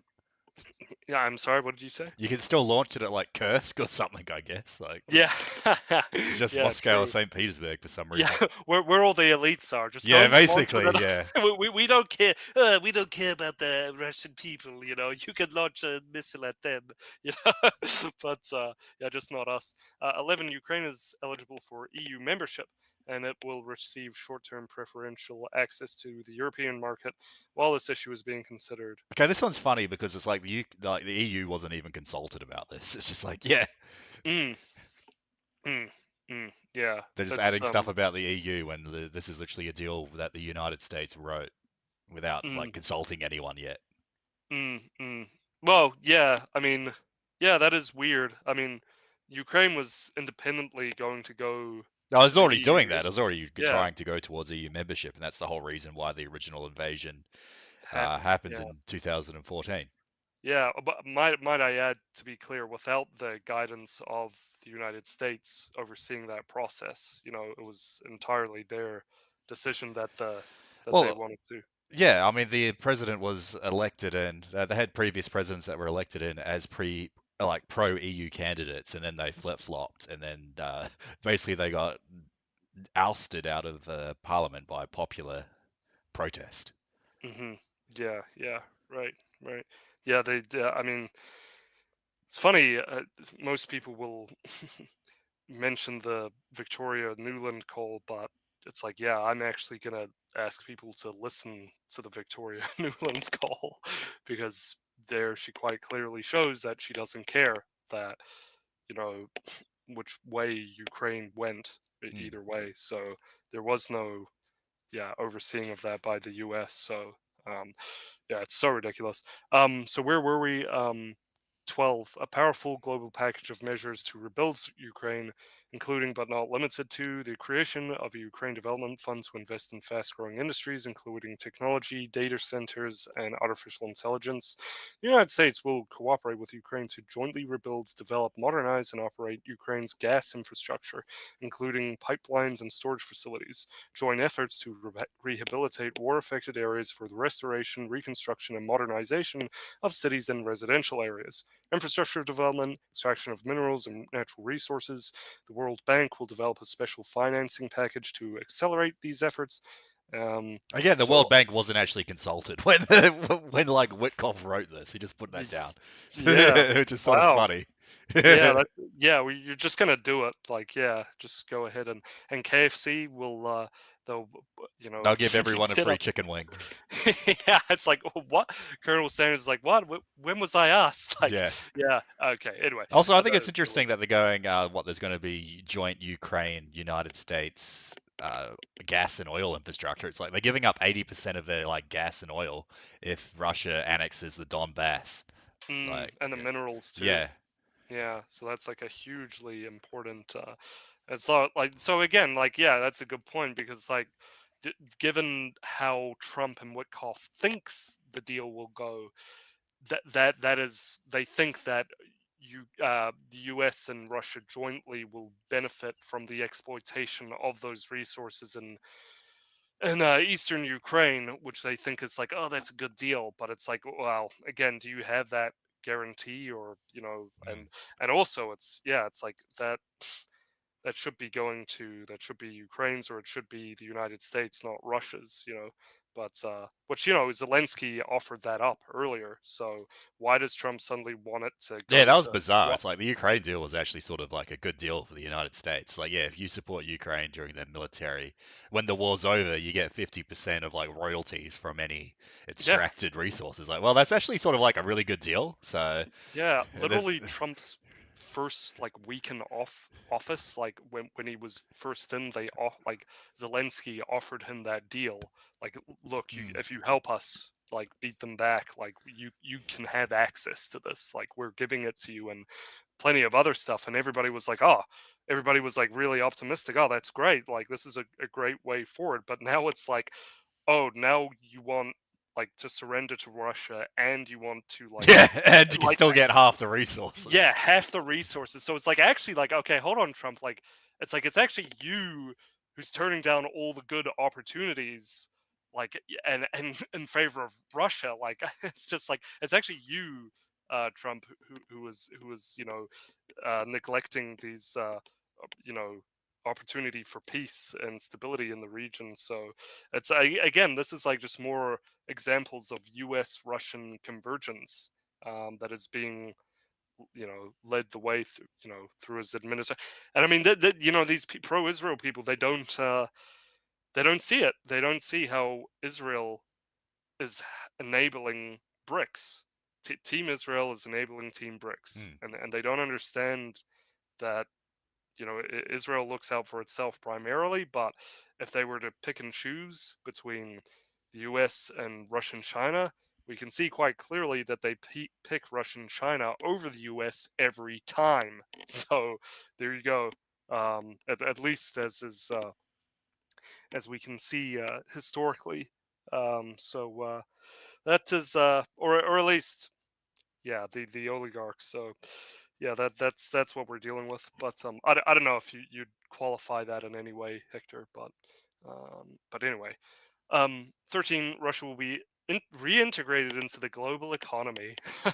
So they invade a nation and like annex 20% of it. Yeah, Steal killed all all their, these yeah, people. killed like on both sides 1 million people, and Yeah. oh yeah, everything's fine. Just join back into the G8. It's so stupid. The lifting of sanctions will be discussed and agreed upon in stages on a case-by-case basis. U.S. will enter into a long-term economic cooperation agreement for mutual development in areas of energy, natural resources, infrastructure, AI, data centers, rare earth metal extraction projects in the Arctic, and other mutually beneficial corporate opportunities. Russia will be invited to rejoin the G8. Oh my God, this is what they worked out. Are we serious right now? This is 14. So they, it's Should like we discuss that? Yeah. joint Russian data centers. It's like, why would you want that? Yeah. Why would you Yeah. want to work with Russia in building data centers? Yeah. Yeah. It's like, yeah, rare earth metal extraction projects in the Arctic. So it's like, what? We're all of a sudden Russia they're doesn't all. even like claim the Arctic. I mean, like the Arctic's Yeah. like neutral territory. It's like, what are you on Mm. about? Yeah, I think there's like, weirdly enough, there's like Chinese forces stationed in the Arctic. Yeah, Oh no, well, okay. Well, that's another. Well, China claimed to be an Arctic yeah. superpower. It's, again, that makes even less sense. Yeah. So I mean, yeah. well, I mean, countries Well. like Russia do have, EEZ claims in the Arctic, but their EEZ claims like don't even make any sense. Like, Russia just claims like up to the North Pole as part of their like economic exclusive zone, Mm, which it mm, isn't. I mean, right. Canada Yeah. has way more of an EEZ in the Arctic than Russia. Actually, I Mm, think it's about the same, but it still has a lot, like Canada compared to Russia. okay. Well, thanks to Trudeau, you could kind of consider Canada like some sort of like joint kind of partner of China with the way that Hmm. things have gone. Like, in a way, like how strong is the Chinese influence over Wait, the I'll just Canadian bring this government? up because it's sort of interesting. Oh, Yeah, sure. Bring that up. here we go. Oh, where's the actual image? I gotta say, I just while you're bringing that up, I really have to commend Zelensky and all of this. Like, to be in his position is not enviable. Yeah. It is very, very stressful. I can't imagine what that must be like to. I mean, he's doing everything he can, but Trump just is too retarded to. Yeah. So Okay. this is sort of like a mirror. You know how China claims all the South China Sea basically because it has the word China in it? Like that's basically it. For some Yeah. reason, just like the Russians just claimed up to the North Pole as part of their economic zone for some reason. When while yeah, the bit in red is their economic zone, but it's like when you combine the United States, Canada, Greenland, Finland, Sweden, Mhm, they've actually like NATO countries actually have way more than mhm, Russia, and all the rest is sort of neutral anyway. So like anyone can go there and like mm, set up, fisheries or mine there. So mhm, um, you don't really need Russia's permission to set up like mining bases in this part that's inside that little red circle. So mm. I mean, sure, Again, you it's like, got that bit. You got like the bit behind the red line is Russia's, and everyone can sort of agree to that. But mm, it's like, yeah, you don't interesting. you don't need Russia's permission to go mine for like minerals in this area. Yeah, so they're just kind of sneaking them into Yeah, giving Russia more sovereignty or authority over the area. It's like the puberty blockers thing, basically. It's yeah. like, oh, we're this wasn't a problem before, but now we're gonna make it so that, yeah. So right, they're at some sort of sneaky agreement that I wonder if they actually read deeply into yeah, how much they actually thought about this. But yeah, that's a very interesting graphic. Hmm. Mm. Yeah, so yeah, it's basically like a South China Sea situation, but a lot less well known, where for some reason Mm. the Russians just claim like most of the Arctic Sea for some reason. Mm. Mm. All Yeah, right. yeah. And yeah, there is China trying to claim that they also have a claim to the Arctic, which makes no sense, but okay. Yeah. Makes even less sense. But anyways, we'll get back to it. Yeah. Where was that? Oh no, I think I closed that link. Oh, there it is. Yeah. Okay, All right, cool. number 14. Yeah. Frozen funds will be used as follows. 100 billion in frozen Russian assets will be invested in US-led efforts to rebuild and reinvest in Ukraine. So this is like Um, the one concession that Russia gave, and it's like mm, yeah, which is not even like when you think about it in the grand scheme of things, they especially when it annexed like a quarter of their neighbor, and they only had to pay $100 billion. that's like nothing considering like the resources. Oh yeah, there's like trillion, maybe like multiple Yeah, trillions worth of resources in the Donbass. and then considering like the Arctic as well, and how they're getting the US to cooperate with them and joint procedures to extract what they want in the Arctic, like it's yeah, I mean yeah, this is just crazy. Yeah, so that's like hardly even a concession really at all. The US will receive 50% of the profits from this venture. Europe will add 100 billion to increase the amount of investment available for Ukraine's reconstruction. So Europe gets to fund it, and then the US gets to keep the profits. Cool. What That's sort the of funny. fuck? You could tell they were on vodka when they were, Yeah. but I mean, yeah. I guess Trump and Wickoff may as well be on vodka all the time anyway. Frozen European funds will be unfrozen. The remainder of the frozen Russian funds will be invested in a separate US Russian investment vehicle that will implement joint projects in specific areas. So build That's those data centers in Russia that are joint US Russia data centers. Yeah, so they can get the AI technology, the NVIDIA chips.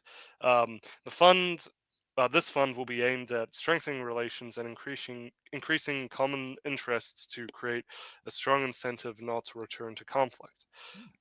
So all I'm seeing is just more multipolarity. Every point I read, it's just more and more multipolarity thinking. 15. A joint American-Russian working group on security issues will be established to promote and ensure compliance with all provisions of this agreement. Right. That is, people like to talk about the UN and like the WHO and all these kinds of like multinational uh, global sort of Well, you're going to have a organizations. American Russians joint working Yeah. group about the security of Europe. It's like, okay. How does that make any sense? Yeah. Okay. Seems legit.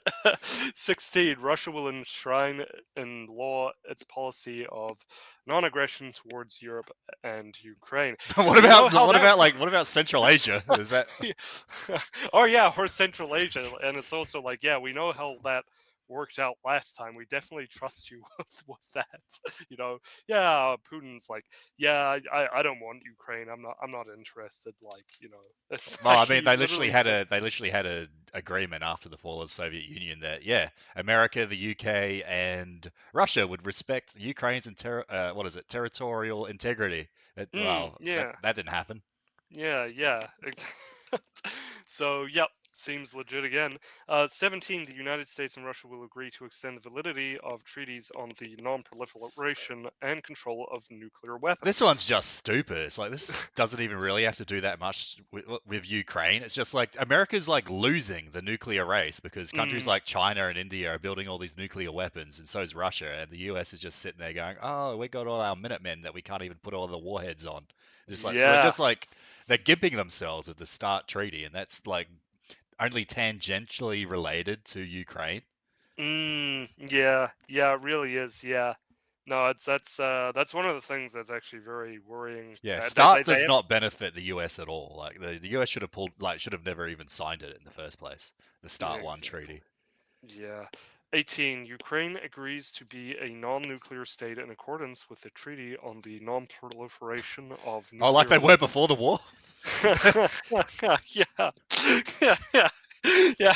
This is like a joke, man. Like this is like deserves to be made fun of like all over the internet. 19. The Zaporizhia nuclear power plant will be launched under the supervision of the IAEA, and the electricity produced will be distributed equally between Russia and Ukraine, 50-50. Oh gosh. That's yeah, okay. 20. Both countries undertake to implement educational programs in schools and society aimed at promoting understanding and tolerance of different cultures and So it's literally like DEI. Okay, so you're literally putting DEI policies into your peace treaty. Yeah, eliminating racism and prejudice. I guess the Russians really do believe that they're Indians, you know. Yeah. That is okay. All right, I'll let that speak for itself. Ukraine will adopt EU rules on religious tolerance and the protection of linguistic minorities, which was never a problem. Yeah, Like yeah. people like were free to speak Russian.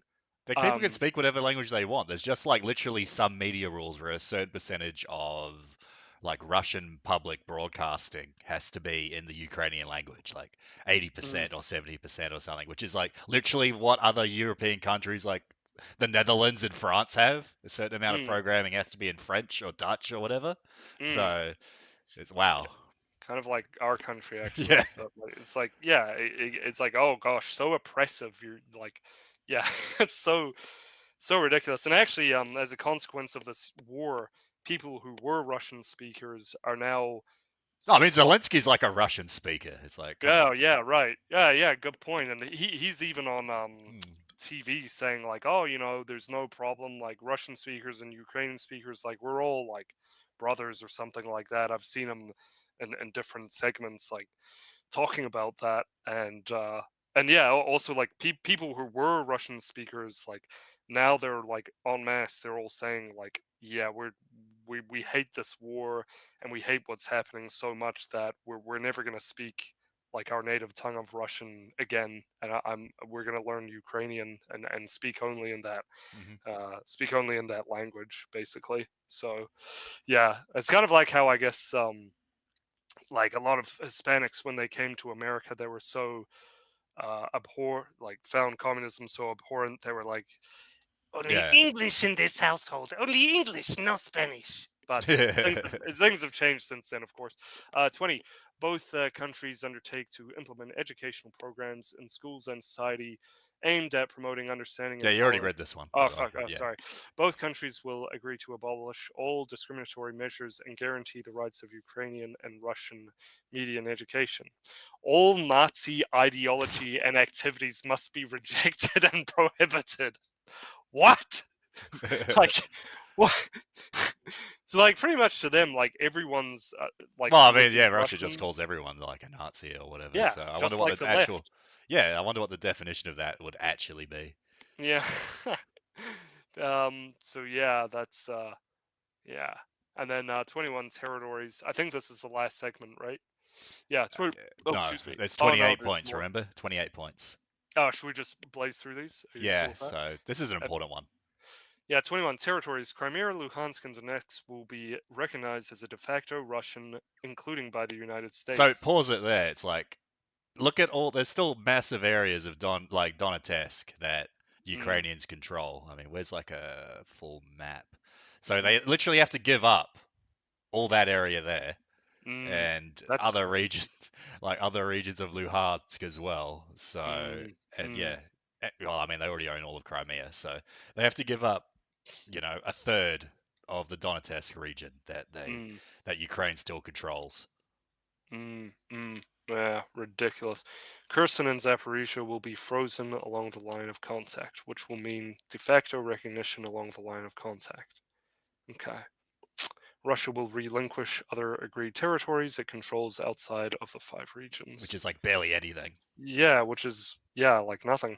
Ukrainian forces will withdraw from the part of the Donetsk Oblast that they currently control, and this withdrawal zone will be considered a neutral demilitarized buffer zone internationally recognized as territory belonging to the Russian Federation. Russian forces will not enter this demilitarized zone. Oh, really? Really? Who's going to Um, enforce this again? Remember, there's no NATO troops allowed in Ukraine, so yeah. nothing's allowed.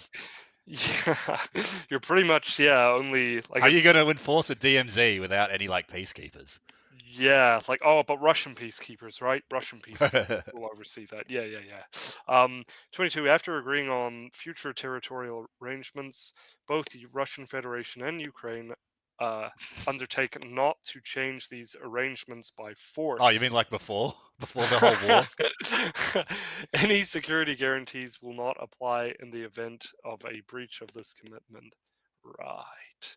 23. Russia will not prevent Ukraine from using the Dnieper River for commercial activities, and agreements will be reached on the free transport of grain across the Black Sea. Yeah, so it's again more economic sort of boxing Ukraine in or boxing them out of what was previously theirs.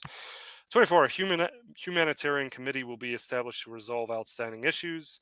All remaining prisoners and bodies will be exchanged on an all-for-all basis. All civilian detainees and hostages will be returned, including children. A family reunification program will be implemented. Measures will be taken to alleviate the suffering of the victims of the conflict. Yeah, I don't think Yeah. Russia's going to be returning the kidnapped children, to be fair. So Yeah, I mean, it's like, what, like, you just committed a war crime by kidnapping and indoctrinating all those kids. Like, yeah, it's like we're supposed to view them as like Yeah. Anyway, 25. Ukraine will hold elections, and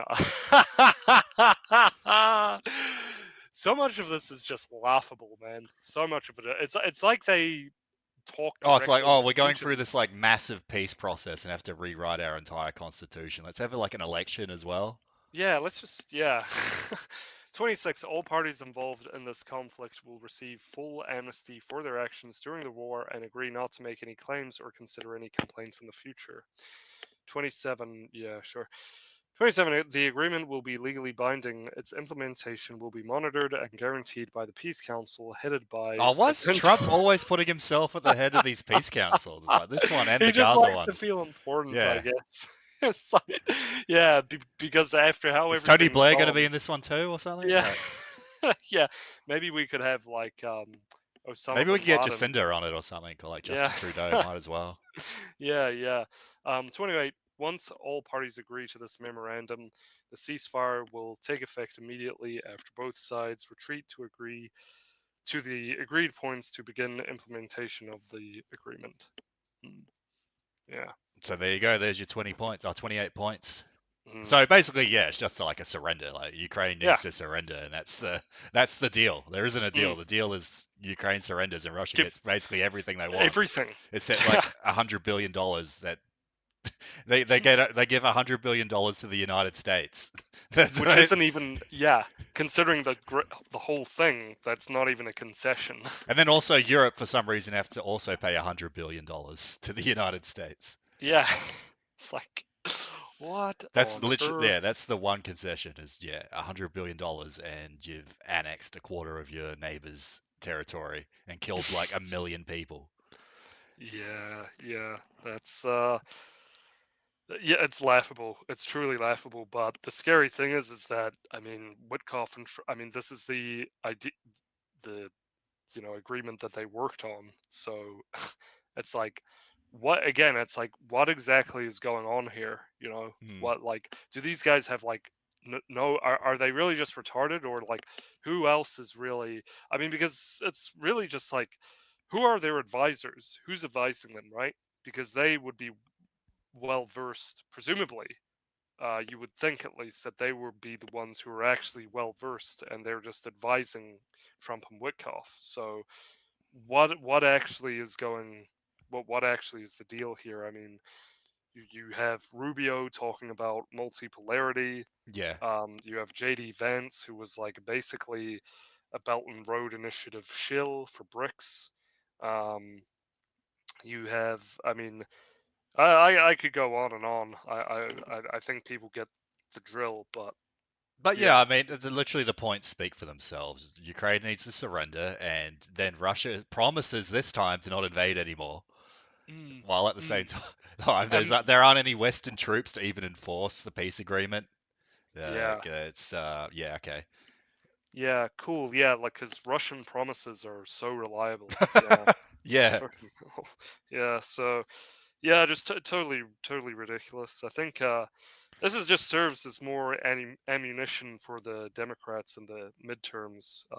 I think also Epstein, it just needs to yeah, show like Europe just needs to sort of get a bit more serious about its own defense. It's like this wouldn't be such a problem if like Europe hadn't neglected its defense for like the last 3 decades.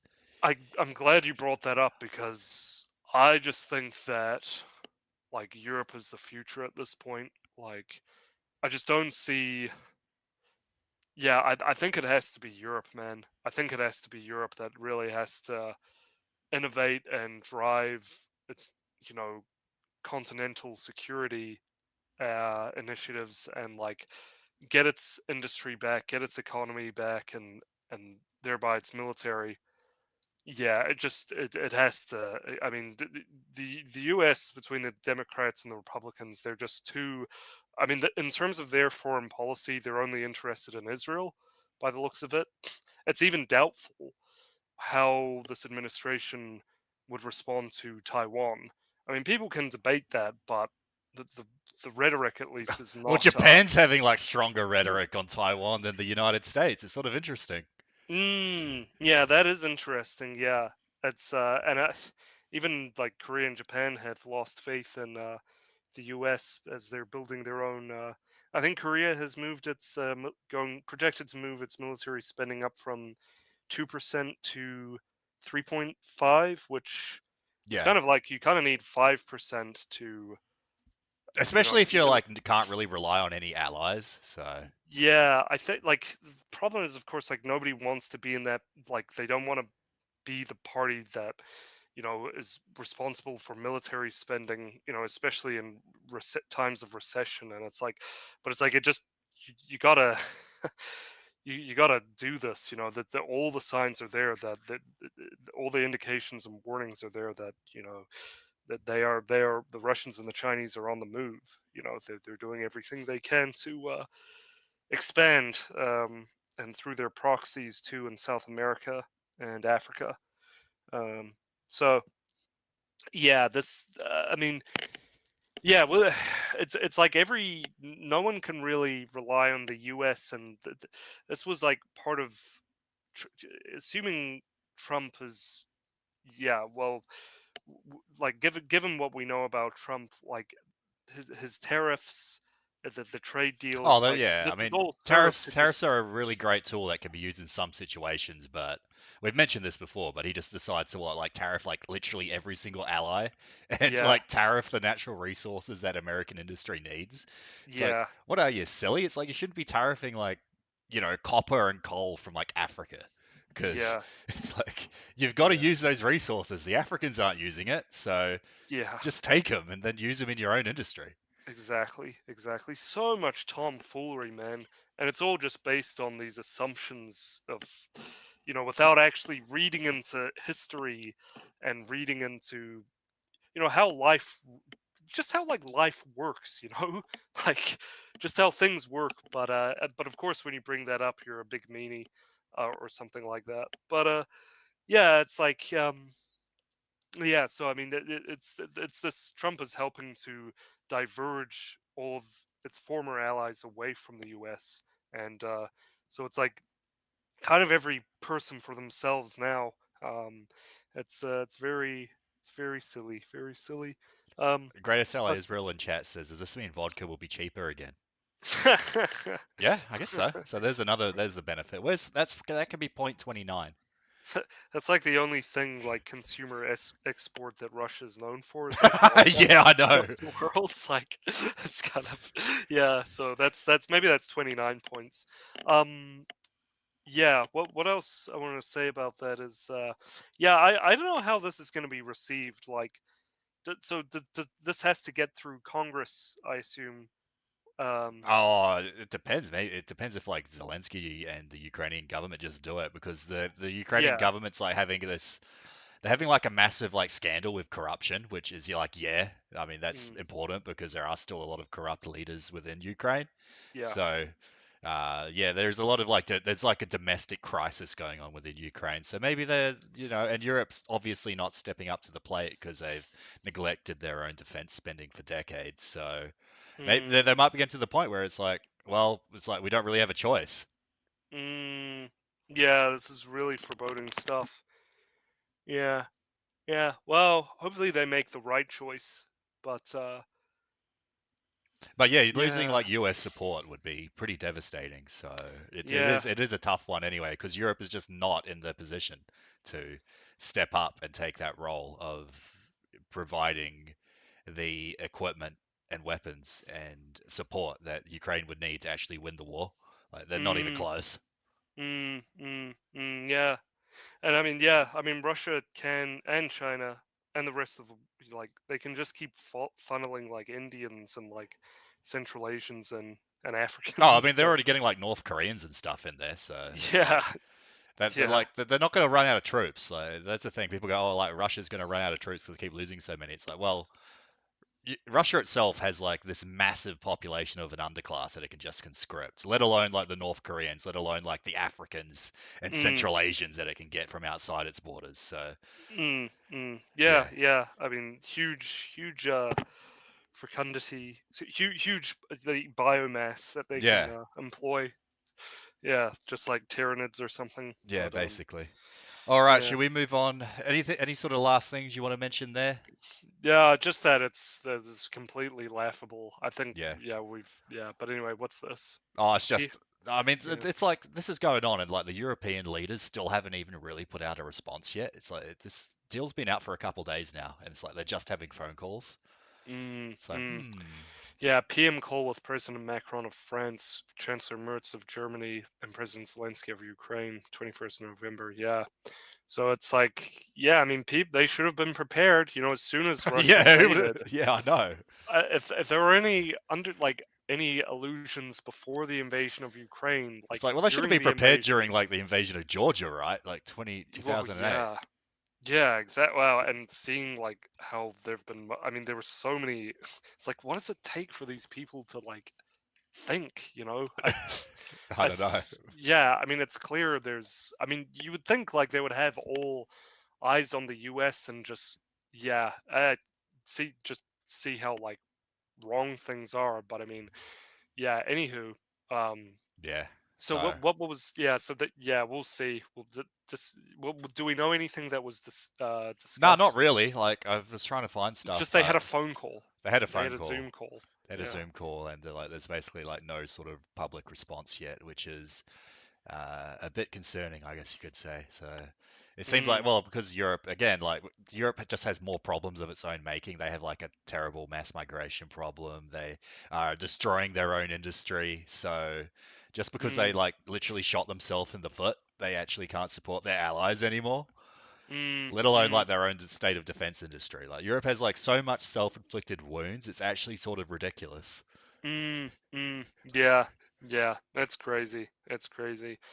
I think the Ukrainians just need to like use one of those flamingos to shoot up some like makeshift satellites into Hmm. the atmosphere and just equip them with like tactical nukes and just like hover it over Moscow or something. Yeah. But yeah, no, I don't know. But at least they Yeah. have flamingos. But Yeah, true, true. All yeah, right. yeah, All right. Should we get on to our New Zealand topic?